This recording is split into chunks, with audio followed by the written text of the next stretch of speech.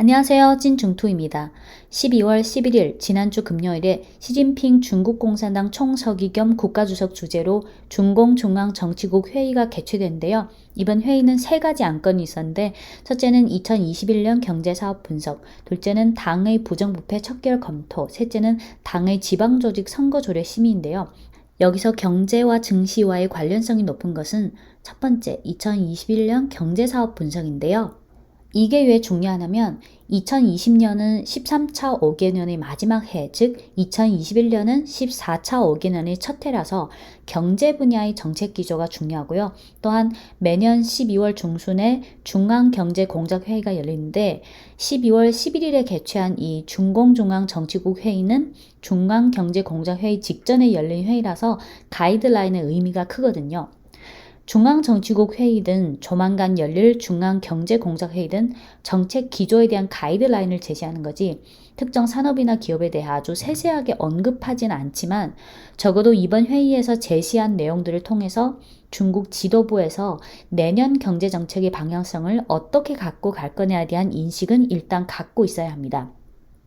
또한 중국 공산당이 1921년에 설립된 거라서 즉 2021년이 중국 공산당 창당 100주년인 해이기도 해서 2021년은 중국이든 중국 정부든 중국인이든 중국 공산당이든 다 매우 의미 있는 해거든요.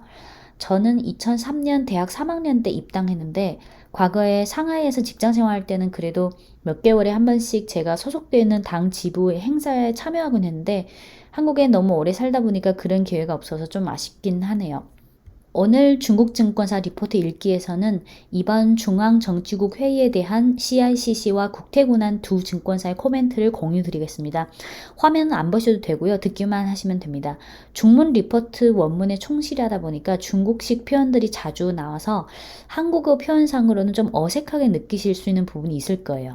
CICC가 12월 11일에 발간한 리포트 제목은 공급 측 꽉 잡고 수요 측 중요시인데요. 3개 단락으로 구성되어 있습니다. 첫 단락 소제목은 경제가 점차 정상 상태로 회복하고 정책의 해지 강도가 약화될 것이다. 이번 회의에서는 비록 코로나 상황과 외부 환경이 여전히 많은 불확실성이 존재하겠지만 경제 운행은 점차 정상 상태로 회복할 것이라는 점을 강조했다. 2021년은 경제 운행이 합리적인 구간을 유지하도록 노력하겠다는 목표를 다시 언급했는데 올해 코로나 특수 상황 때문에 시행했던 정책들은 점차 퇴출할 것이기 때문에 경제에 대한 정책의 해지 강도는 약화될 것으로 예상한다. 이어서 6대 안정, 6대 보장이라는 단어가 나오는데요. 6대 안정은 취업, 금융, 대외무역, 외국 자본, 투자, 컨센서스 등 6가지를 안정화한다는 것이고 6대 보장은 취업, 기본 민생, 시장 주체, 식량과 에너지 안전, 산업 밸류체인 안정, 기층 조직 등 6가지를 보장한다는 뜻입니다. 계속할게요. 올해 7월 30일 중앙정치국 회의에서 올해 하반기 경제사업에 대한 요구를 6대 안정사업을 착실히 잘하고 6대 보장 임무를 전면 실행하자는 표현을 사용하는데 이번 12월 11일 중앙정치국 회의에서는 6대 안정사업과 6대 보장 임무 실행을 계속해서 잘하자로 문구 표현이 좀 수정됐고요. 또 거시정책에 대해서는 7월 30일에 거시정책 실행 및 효력 발생에서 12월 11일은 과학적이고 정확하게 거시정책을 시행하자는 걸로 좀 수정됐습니다. 두 번째 단락 소제목은 공급 측 꽉 잡고 수요 측 중요시인데요.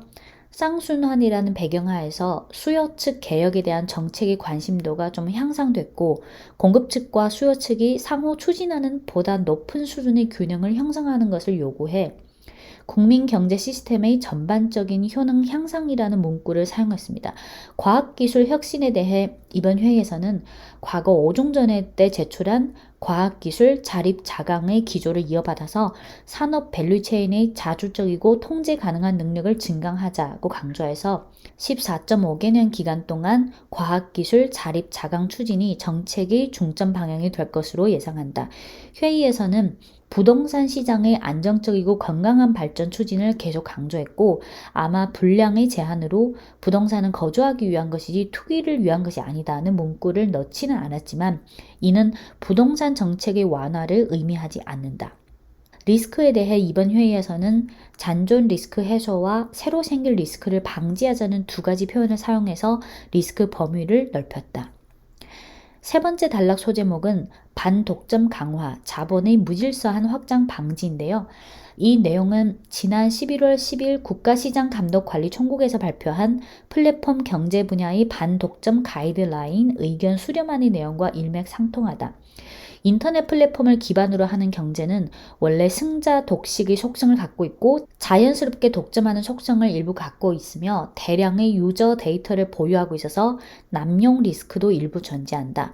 만약 자본에 의해 좌우되고 무질서하게 확장한다면 단기적으로는 경쟁을 가열화시켜서 소비자들에게 일정한 실속을 가져다 줄 수는 있겠지만 만약 감독 관리를 벗어나서 독점을 완성하고 독점적인 가격을 제정하고 동시에 더 많은 전통 경제 분야로 침입하게 된다면 오히려 소비자들이 이익의 손실을 초래하게 된다. 특히 코로나 발생 이래 전통적인 대면 경제는 비교적 큰 충격을 받았지만 인터넷 플랫폼 경제를 비롯한 비대면 경제는 오히려 코로나의 수혜를 받아서 이렇게 전자와 후자의 격차가 점차 확대됐다. 향후 인터넷 플랫폼 경제 분야에 대한 감독 관리와 규제가 강화된다면 장기적으로 그 산업의 건전한 발전에 유리하다고 본다. CRCC 리포트 내용은 이렇고요. 이어서 국태군안증권의 12월 13일 리포트입니다. 국태군안증권은 이번 중앙정치국 회의에서 5가지 신호를 시사했다고 했는데요. 1번부터 5번까지 쭉 말씀드릴게요. 1번, 6대 안정과 6대 보장 그리고 경제 운행의 합리적인 구간 유지를 계속 강조한 것은 정책의 지속성과 중앙정부의 마지노선 마인드를 반영했다. 여기서 마지노선 마인드는 향후 새로 나타날 불확실성에 대한 경계를 말합니다. 이러한 신호는 2021년의 정책 기조가 크게 변하지 않을 것이고 어떤 큰 반전은 없다는 것을 의미한다. 하지만 집행 과정에서 상황에 따라 약간 조절하는 것은 불가피하다. 기저효과와 글로벌 코로나 호전 환경 하에 2021년 중국 GDP 성장률은 9%에 달할 것으로 예상한다. 내년 경제의 뚜렷한 지지력이 되는 분야는 제조업의 전면 회복이 가져다준 투자 증가율의 회복과 소비 정상화다. 내년 상반기 전통 투자 분야는 호경기를 유지할 것이고 수출, 소비와 재고는 모두 경제의 견인 역할을 할 것이다. 하지만 내년 하반기는 전통 투자와 재고가 경제에 대한 지지력은 둔화될 것이지만 글로벌 경제의 회복과 중국 소비의 지속적인 회복은 제조업 투자의 긍정적인 추진 역할을 할 것이다. 경기 회복의 견인력이 상대적으로 괜찮은 배경하에 중앙은 6대 안정, 6대 보장을 여전히 강조했는데 한편으로는 거시 정책이 여전히 지속되는 것을 의미하고 한편으로는 불확실성이 뚜렷이 해소되지 않는 배경하에 과도하게 낙관하는 건 적합하지 않다. 이는 중앙의 마지노선식 마인드를 반영했다. 향후 글로벌과 중국 경제는 확실히 일부 불확실성에 직면할 텐데 예를 들어 백신의 보급과 경제에 미치는 긍정적인 영향이 예상치를 못 미치거나 또는 바이든 집권 후에 중미 양국 관계가 안정화될 가능성이 있지만 동시에 리스크 압력도 존재하는 등등이 있다. 2번. 수요 측 개혁이라는 표현을 처음 사용했다. 여기서 수요 측 개혁은 수요로 공급을 유도한다는 뜻입니다. 보통 수요라고 하면 일반적으로 내수 확대를 어떻게 하고 수요 측 관리를 어떻게 하는 등 표현을 사용해 왔지만 개혁과 같은 높이에 둔 것은 드물다. 중앙이 수요 관리를 수요 측 개혁으로 격상한 것은 케인즈주의와 같은 강한 자극이 아니라 내순환이라는 체제로부터 이해해야 한다. 수요 측 개혁은 다음 5가지에 힘쓸 것으로 본다. 첫 번째는 부동산은 거주를 위한 것이지 투기를 위한 것이 아니라는 기조를 유지하고 주택시장과 주택보장 2개 시스템을 구축한다. 두 번째는 사회보장과 재분배 정책을 강화하고 중저소득층의 소득을 증가시킨다. 세 번째는 신형 인프라를 비롯한 신형 정부 투자는 여전히 중요한 힘이다. 네 번째는 중국의 탄소 중립과 탄소 거래 시장 등이 점차 개선됨에 따라 녹색 소비 붐이 일어날 가능성이 있다. 다섯 번째는 인구 정책이 보다 개방될 가능성이 있다. 셋째, 반독점과 자본의 무질서한 확장을 특별히 강조한 것은 2021년 중앙이 시장 행위와 금융감독 관리에 있어서 고압적인 스탠스를 취할 것이라는 것을 의미한다. 인터넷 플랫폼 산업은 승자 독식의 특징이 있어서 독점하기 쉬워서 일정한 감독관리 관여가 필요하다. 통상 산업 집중도 향상은 한 산업 또는 한 경제 분야가 성숙화됐다는 것을 상징하지만 일부 산업은 선천적으로 독점 특성이 있다. 예를 들어 유틸리티, 에너지 등과 같은 유틸리티, 데이터 정보가 집중된 인터넷 플랫폼 등. 인터넷 플랫폼의 성격은 브랜드 효과가 매우 강하고 고객 충성도와 의존도도 매우 뚜렷해서 이런 산업의 기업들은 보통 자본과 협력해 돈을 태우는 방식으로 경쟁자를 소멸해서 승자 독식을 실현한다. 은보감위, 즉 은행보험감독관리위원회 주석도 다음과 같이 강조한 바 있다. 대형 과학기술 기업은 보통 데이터 독점 우위를 이용해서 공평 경쟁을 방해해서 초과 이익을 획득하는데 여기엔 이러한 문제가 존재할 수 있다. 예를 들어 대기업이 신규 기업의 진입을 방해해서 비정상적인 방식으로 데이터를 수집해 이용자와 소비자를 유도하는 행위 등등. 정부는 한편으로는 신모델, 신업종, 신경제를 대대적으로 지원하는 동시에 한편으로는 이러한 신업종이 갖고 있는 선천적인 독점성이 향후 경쟁과 비시장 행위의 위해를 초래할 가능성이 있다. 이번 회의에서 중앙에서 반독점과 자본의 무질서한 확장 방지를 강조한 원인은 바로 여기에 있을 것이다. 넷째, 산업 밸류체인을 업그레이드하고 밸류체인의 자주적이고 통제 가능한 능력을 증강하자.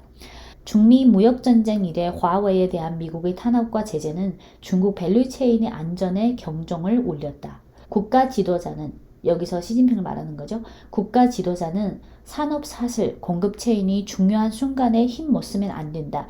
이는 대국의 경제가 반드시 구비해야 할 중요한 특징이다. 구체적으로 첫째는 강점을 더 강화해서 경쟁력 있는 산업의 글로벌 선두 지위를 공고화하고 비장의 무기가 될 만한 기술의 연마를 가속화하고 글로벌 밸류체인이 중국에 대한 의존 관계를 더 강화해야 한다.